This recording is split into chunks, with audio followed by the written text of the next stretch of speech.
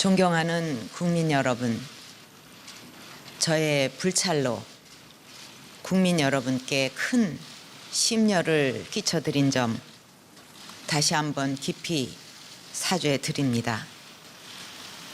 이번 일로 마음 아파하시는 국민 여러분의 모습을 뵈면서 저 자신 100번이라도 사과를 드리는 것이 당연한 도리라고 생각하고 있습니다. 하지만 그런다 해도 그 큰 실망과 분노를 다 풀어드릴 수 없다는 생각에 이르면 제 가슴이 더욱 무너져 내립니다. 국민 여러분, 돌이켜보면 지난 18년 동안 국민 여러분과 함께 했던 여정은 더없이 고맙고 소중한 시간이었습니다. 저는 1998년 처음 정치를 시작했을 때부터 대통령에 취임하여 오늘 이 순간에 이르기까지 오로지 국가와 국민을 위하는 마음으로 모든 노력을 다해왔습니다. 단 한순간도 저의 사익을 추구하지 않았고 작은 사심도 품지 않고 살아왔습니다. 지금 벌어진 여러 문제들 역시 저로서는 국가를 위한 공적인 사업이라고 믿고 추진했던 일들이었고 그 과정에서 어떠한 개인적 이익도 취하지 않았습니다. 하지만 주변을 제대로 관리하지 못한 것은 결국 저의 큰 잘못입니다. 이번 사건에 대한 경위는 가까운 시일 안에 소상히 말씀을 드리겠습니다. 국민 여러분, 그동안 저는 국내외 여건이 어려워지고 있는 상황에서 나라와 국민을 위해 어떻게 하는 것이 옳은 길인지 숱한 밤을 지새우며 고민하고 또 고민하였습니다. 이제 저는 이 자리에서 저의 결심을 밝히고자 합니다. 저는 제 대통령직 임기 단축을 포함한 진퇴 문제를 국회의 결정에 맡기겠습니다. 여야 정치권이 논의하여 국정의 혼란과 공백을 최소화하고 안정되게 정권을 이양할 수 있는 방안을 만들어 주시면 그 일정과 법 절차에 따라 대통령 측에서 물러나겠습니다. 저는 이제 모든 것을 내려놓았습니다. 하루속히 대한민국이 혼란에서 벗어나 본래의 궤도로 돌아가기를 바라는 마음뿐입니다. 다시 한번 국민 여러분께 진심으로 죄송하다는 말씀을 드리며 대한민국의 희망찬 미래를 위해 정치권에서도 지혜를 모아 주실 것을 호소드립니다.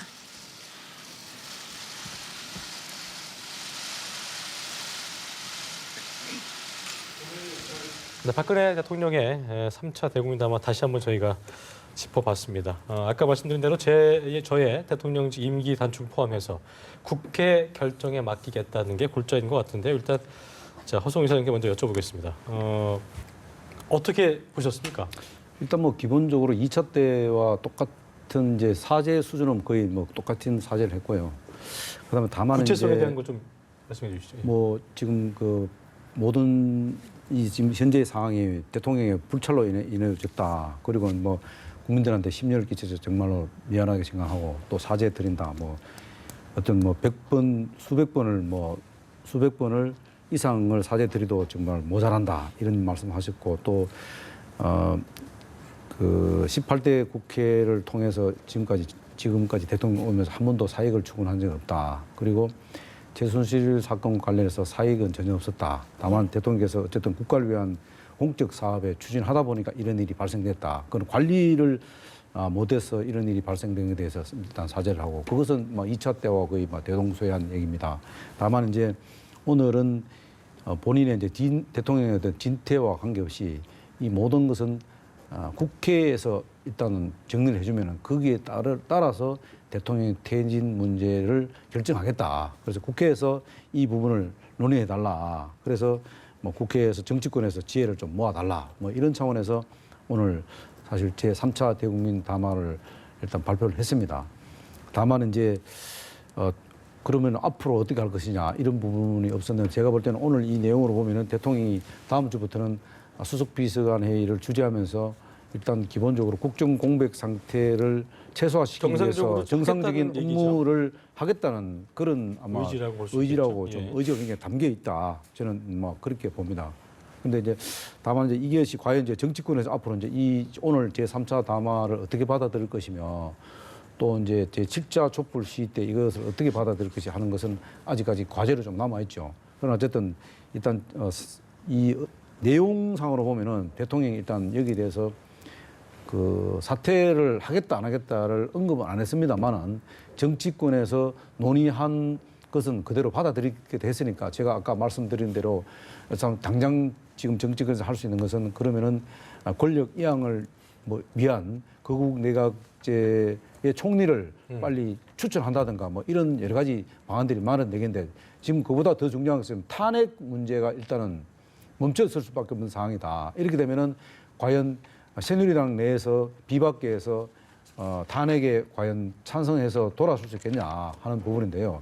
이렇게 되면 비박계의 어떤 그 운신의 폭이 상당히 좁아질 수밖에 없는 상황이다. 왜냐하면은 자칫하면은 이게 이 대통령이 이렇게 네네. 3차 담화를 했는데도 불구하고 만약에 그 비박계가 탄핵에 참여한다면은 또 한 번의 어떤 역풍을 우려할 수도 있기 때문에 굉장히 알겠습니다. 운신의 폭이 좁아질 수밖에 없다고 봐야 최 됩니다. 교수님, 대통령직에서 물러나겠다와 절차 일정이 밝혀지면 대통령직 물러나겠다와 이건 상당히 큰 차이가 있는 것 지금 같습니다. 이제 대통령 담화가 나오기 전에 질서 있는 퇴진 얘기를 많이 나눴잖아요. 예. 결국은 뭐 이제 큰 틀에서 볼 때는 퇴진 얘기를 하긴 했습니다만 네. 이거는 질서 있는 퇴진하고는 관계가 없는 얘기죠. 왜 그 말씀을 드리느냐?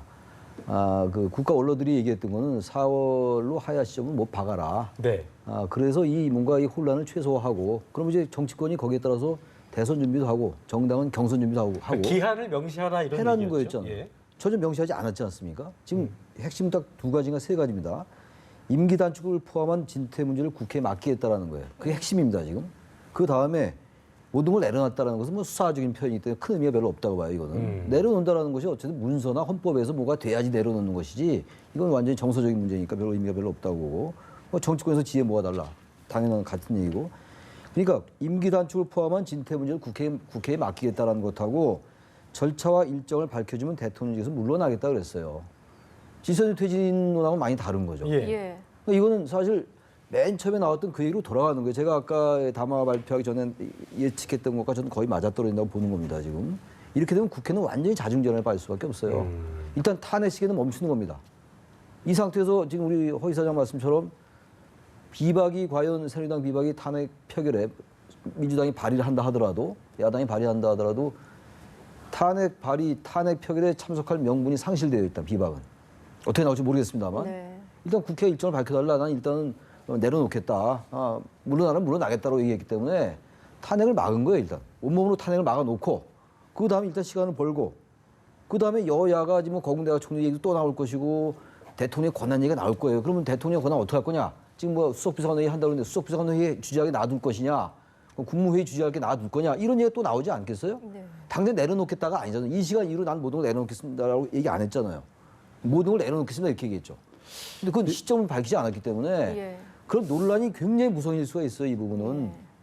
이게 계속 나왔던 거 아닙니까? 지금 10월 24일 날 그 어떤 방송에서 태블릿 PC 얘기 나온 다음에 딱 한 달하고 나흘 닷새가 지났어요 지금. 그동안 계속 다람쥐 쳇바퀴 도는 얘기였어요. 오늘 이제 5차, 지금 3차 대국민 담화에서 뭔가 하야까지는 아니더라도 뭔가 질서 있는 퇴진 얘기 나오지 않겠냐 그랬는데 전체적으로 볼 때는 디테일한 걸 제외한다면 질서 있는 퇴진 얘기한 것 같지만 질서 있는 퇴진은 왜 질서란 말이 들어가냐면요. 날짜를 명시해야 질서가 생기는 거예요. 날짜를 명시하지 않는데 어떻게 질서가 생깁니까? 막연하게 나 앞으로 공부 잘하겠다. 너 언제부터 공부 잘할 거야? 이거나 마찬가지예요. 비유가 좀 이상합니다만. 저는 이거는요. 굉장히 야당이 받아들이기 어려운 제안이다. 이 부분은. 그리고 또 한 가지 보면요. 지금 예. 오늘 지금 3차 담화문에 보면 굉장히 좀 포괄적이지만은 그래도 나름대로 고심의 흔적이 묻어 있는 그 대목이 뭐냐면 정권 이양 방안과 관련해서 그 일정과 법적 절차에 따라서 물러나겠다 했거든요. 물러나겠다 했거든요. 일단은 이게 굉장히 좀 포괄적인 것 같습니다만은 이게 정치권에서 다뤄야 할 부분이에요. 정권 이양 방안과 그 일정을 법적 절차에 따라서 물러나겠다 이랬거든요. 물러난다는 정권 이양 방침을 밝혀달라고 했는데 네. 이 과정이 굉장히 포괄적이고 그렇죠. 시간이 오래 걸리는 구체적으로 부분 시간이 좀 오래 걸리죠. 그 시간이 오래 걸리기 때문에 그 기간 동안 국정 혼란 공백 상태를 최소화시키기 위해서는 대통령의 업무를 그대로 수행하겠다 이런 의지도 포함됐다고 보는 거죠. 다만 이제 그 국정 공백 혼란 상태를 최소화시키기 위해서는 정치권에서 빨리 그 일정을 잡아달라. 그 로드맵을 제시해주면 그 로드맵에 따라서 움직이겠다 하니까 여기 보면은 법적 절차에 따라서 물러나겠다 해놨거든요. 그러면 탄핵을 하든 법적 절차는 뭡니까? 탄핵 지금 국회에서 다룰 수 있는 게 탄핵밖에 없잖아요. 지금은 탄핵받고 힘이 그 다음에 실제. 차선책으로 할 수 있는 게 거국 내각 총리를 임명하는 것밖에 없거든요. 그 단계로 가려면은 일단 법적 절차에 따라서 물러나겠다 하니까 그 법적 절차가 없으면은 대통령 임무를 그대로 수행하겠다는 그런 그렇죠. 뜻인데 예. 굉장히 이 부분은 굉장히 포괄적이면서도 일단 아까도 제가 뭐 담화 발표하기 전이지만 모든 공을 국회로 넘기는 네. 그런 상황이다. 거기에 따라 국회가 어떻게 하라면 하겠다는 거냐면 대통령 입장에서는 초헌법적인 상황을 안 만들겠다는 뜻이죠. 어떻게 보면은 그럼 법대로 하겠다는 그렇죠. 얘기인 거죠. 지금 말하면 법정 절차에 따라서. 헌법과 제가 하나 법 절차에 말씀드릴게요. 따라서 하겠다는 네. 이 표현하기 나름이고 이건 포괄적이라고 표현하면 안 됩니다. 이건 애매모호하다고 표현을 해야지 이걸 포괄적으로 얘기하면 안 됩니다. 이게 포괄적인 겁니까? 좀 그런 측면에서 모호한 거죠, 모호한 거. 포괄과 모호는 다른 거예요. 또 하나 말씀드리고 싶은 게 대단히 조건부예요. 지금 정치 일정을 밝혀주면 영어로 가정 if에 if, IF 밝혀주지 않으면 물러나지 않겠다는 얘기 아닙니까? 밝혀준다면 가정법이 이게 바로 가정. 그러나 우리가 계속 국민들이 요구했던 건 뭡니까? 원로들이 얘기했던 건 뭐예요? 결단 내려라. 하야한 시기를 정해달라. 당장 하야하면 국가적 혼란이 초래되니까 60일 내에 대선을 치러야 되잖아요. 헌법 71조에 따라서. 그걸 막기 위해서 대통령께서 결단 내려주십시오가 요지였어요. 그 원로들의 조언은. 네. 지금 그건 아니잖아요. 일정을 밝혀주면 일정을 대통령께서 밝히셔야죠. 이렇게 내가 이렇게 결단을 하겠습니다. 근데 그게 아니라 밝혀주십시오. 그럼 저는 그게 따르겠습니다. 보기에 따라서는 대단히 포괄적이고 질서 있는 퇴진은 비치지만 전혀 그것과는 저는 무관하다고 보이는 겁니다. 물론 야당의 반응이 어떻게 나올지 지켜봐야 될 것 같긴 해요. 예. 또 여론이 어떻게 나올지는 역시 그게 여론의 추이가 중요한 거니까. 예. 그러나 제가 보기에는 적어도 이건 대단히 애매모호하다. 이걸 포괄적이라고 얘기하면 안 된다. 저는 그렇게 생각합니다. 어제 친박 중진의 권고와도 굉장히 좀 반하는 그런 내용인 것 같습니다. 친박 중진도 이런 의미는 아니었죠. 그렇죠. 명예퇴진 하십시오라는 건 사실 명예란 말을 붙여드린 거고 원로들이 얘기했던 그것과 맥이 다 있던 거예요. 사실 친박 중진인데 그것과도 상당히 네. 상이한 것 같아요. 국회에서 절차나 일정이 제대로 빨리 정해지지 않으면 결국은 계속 할 수 늘어질 있는 수밖에 없는 거죠. 상황이네요. 근데 뭐 어떻게 합니까? 임기 단축 포함한 진퇴문제 국회에 맡기겠습니다. 예. 제가 언제까지 임기를 단축하겠습니다가 아니잖아요. 지금. 예. 이거 국민법을 아는 네. 사람 다 알죠. 이거 중학교가 나와도. 자, 이 시점에서 저희가 잠시 최창 교수님 먼저 좀 보내드리겠습니다. 오늘 말씀 고맙습니다. 예. 교수님. 고맙습니다. 자, 계속 이어가 보죠. 그러니까 지금 일단 정치권의 반응을 저희가 이제 또 궁금해야 될 것 같은데요. 그렇죠. 더불어민주당도 의원총회가 예상이 돼 있고요. 이제 어떤 말을 해야 될지, 어떤 논의를 해야 될지 상당히 궁금해집니다. 어떻게 좀 셈법이 좀 복잡해지겠어요. 이제 좀 전에 이제 우리 최 교수님께서 이게 지금 애매모호한 이야기를 했다고 지금 3차 담화 그렇게 말씀하셨는데 저는 이제 조금 의견이 다르게 이제 굉장히 포괄적으로 얘기했던 게 뭐냐면은 일단 이것을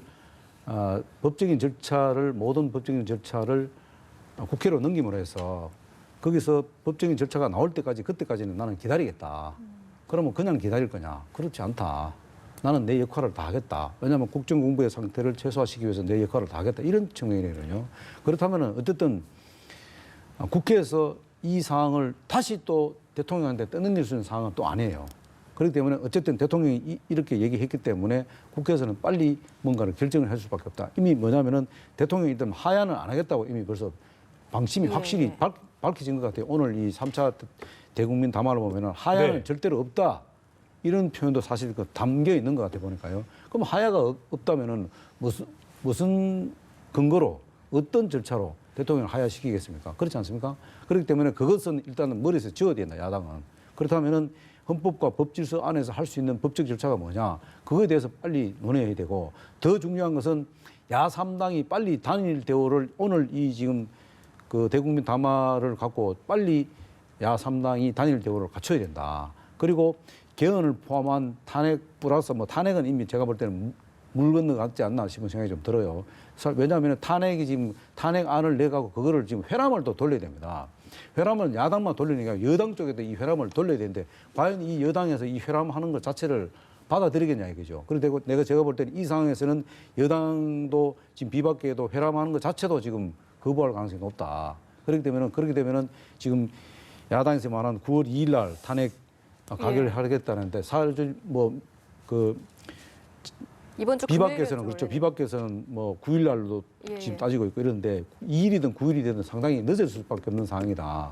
왜냐하면 이 부분은 원점에서 다시 모든 것을 검토해 볼 수밖에 없는 상황이다. 이렇게 보는 거죠. 그렇게 그러다 보면 어쨌든 네. 그런 상황 동안은 대통령이 그럼 기다리겠다 이런 의미인데 그럼 어떻게 이제 대통령께서 기다릴 거냐 하는 부분이거든요. 예. 그런데 이 부분도 제가 볼 때는 굉장히 좀 대통령께서도 무한정 이렇게 기다리기보다는 분명히 제가 아까도 말씀드렸습니다만은 뭔가 대통령이 할 수 있는 부분은 충분히 할 가능성이 높다. 아까 이제 그 최순실 씨와의 어떤 그런 사안의 경위에 대해서 가까운 시일 내에 가까운 시일 내에 다그 설명하겠다는 얘기도 설명하겠다는 그런 걸 거는 보관해 그런 보관 둔 거죠. 예. 왜냐하면은 그리고 또 하나는 뭐냐면은 최순실 사건은 최순실 사건이고 나는 법대로 밝힐 건 다 밝히겠다. 네. 그런 것도 또 깔려 있지 않겠나 그런 거 알겠습니다.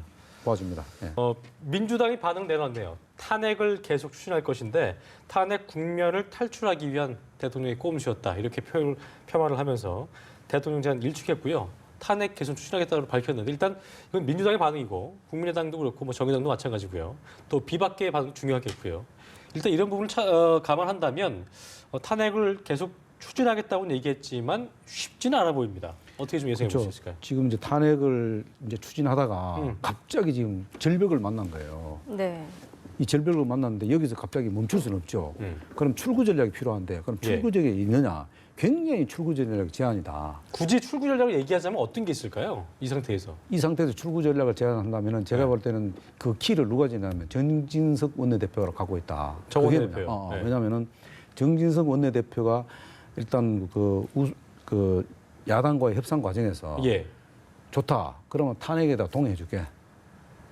일정 부분 동의해주는 상태에서 그러면 거기에 대해서 뭔가를 고리를 걸 거란 말입니다. 예. 그 고리가 뭐냐?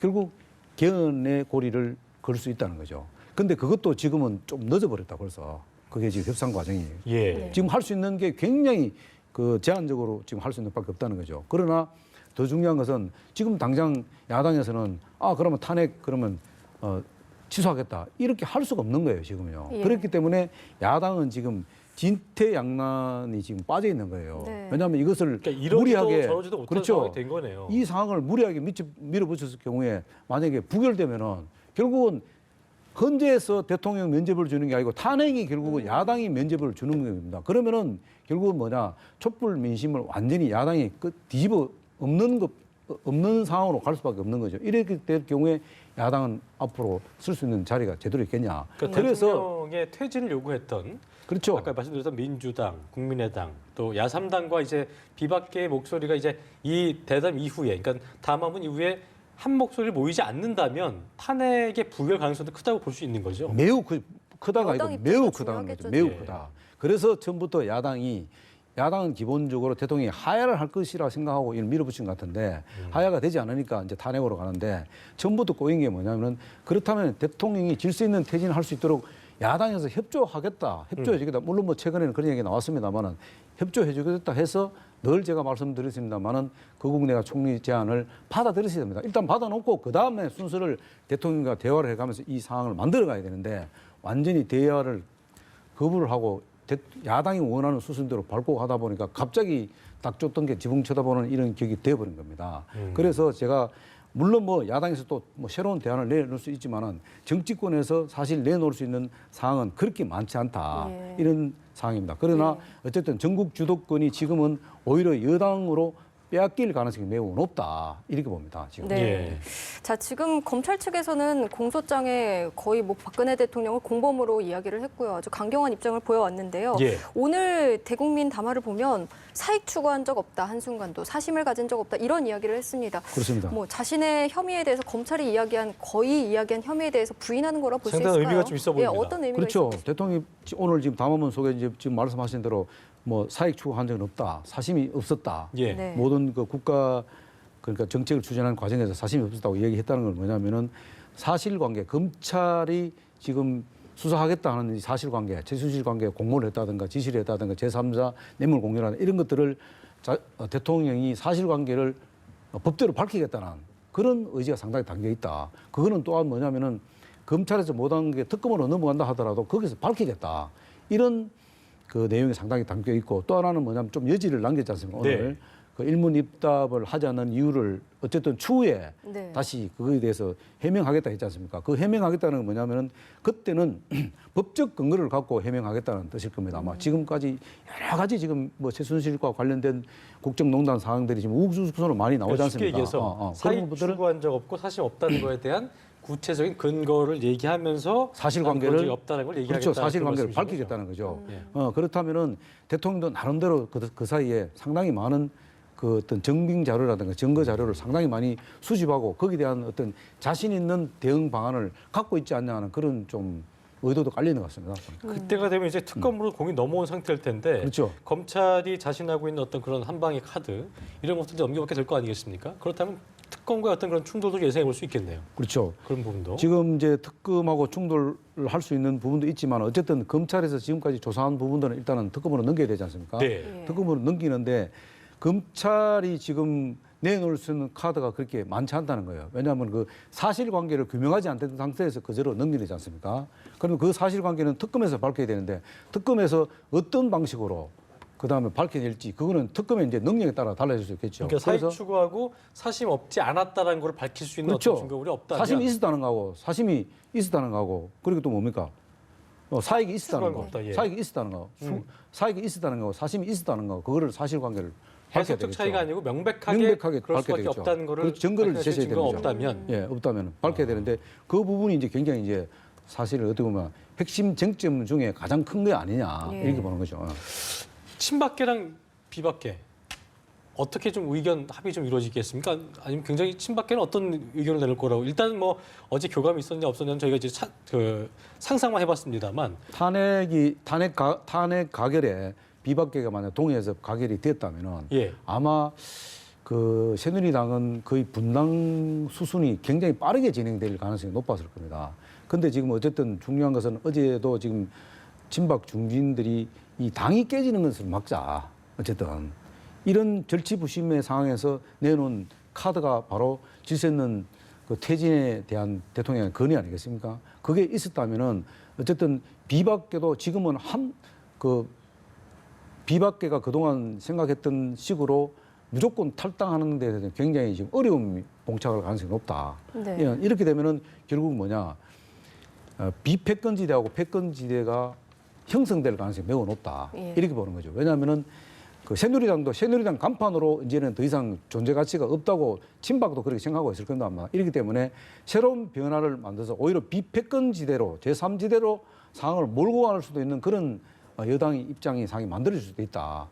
그런 상황이기 때문에 오히려 정계 개편이 발빠르게 진행될 가능성이 높다. 예. 오히려 탄핵은 물 끓는 것 같고 오히려 정계 개편 네. 쪽으로 상황이 만들어질 수도 있다고 저는 그렇게 예상됩니다. 예, 그렇습니다. 지금 네, 정진석 새누리당 원내대표가 야당의 탄핵 일정을 원점에서 재검토할 것을 요구하겠다. 이런 얘기가 나왔습니다. 네. 정말로 탄핵으로 어떻게 추진이 되는 듯 했는데 거의 지금 다시 정치권이 아주 혼란 속에 빠져들겠네요. 그렇죠.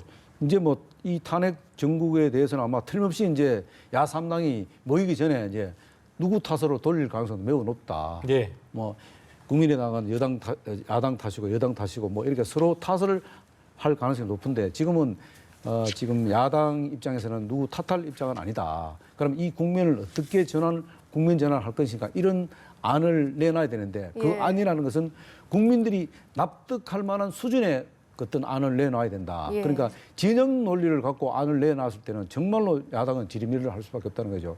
저도 여기 나와서 누차에 걸려서 얘기했습니다만은 야당은 정말로 앞으로 차기 그러니까 대통령이 하야했을 때, 탄핵했을 때 거기에 대한 로드맵을 내놔라 했을 때 한 번도 내놓은 적이 없었기 때문에 네. 이런 결과를 초래했다고 보는 거죠. 알겠습니다. 알겠습니다. 예, 지금까지 허성우 국가디자인연구소 이사장과 함께 대국민 담화에 대해서 이야기 나눴습니다. 오늘 말씀 고맙습니다. 감사합니다.